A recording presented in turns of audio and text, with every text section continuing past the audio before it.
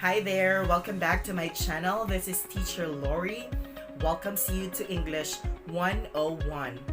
For this video, I'll be sharing tips to different teachers around the world. These are actually my strategies before I start my lesson. Are you ready? I believe that every teacher can really attest with me that before we start our lesson, we are obliged or required to make our daily lesson log. Or if you are new in the profession, you are required to make your own daily detailed lesson plan. But for me, since I'm actually 4 years in the teaching profession, so I am now using the daily lesson log. So in the daily lesson log, it composed different objectives, your teaching procedures, the different activities that you will be sharing inside the classroom. So it's very important that before you start the discussion, you have already planned, or you have your daily lesson log or daily lesson plan that will serve as your guide in the delivery of instruction. Because I believe that it's very important to be prepared in every discussion that you are sharing with the students, so that students would really appreciate that our teacher is really prepared for the class.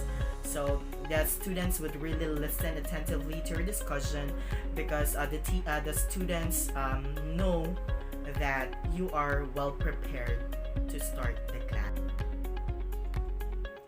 The next tip that I'll be sharing to everyone is we should set classroom standards.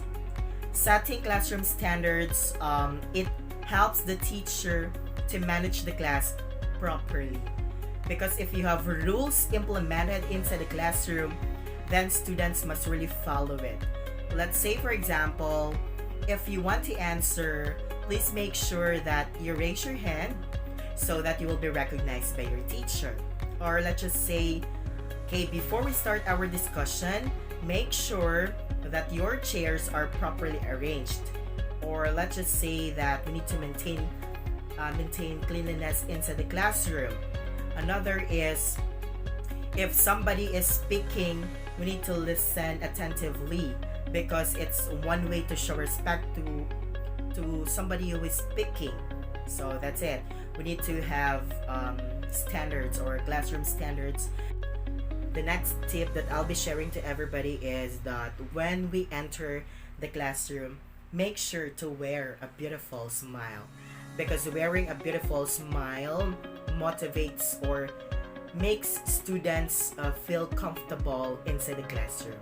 So wear a beautiful smile. So our main goal here is a friendly classroom, not a threatening classroom.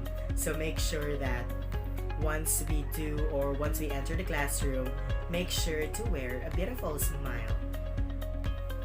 The next tip that I'll be sharing to everybody is, if we have different activities into the classroom, make sure that as a teacher we have our own rubrics or criteria to be used in evaluating the performance of the students.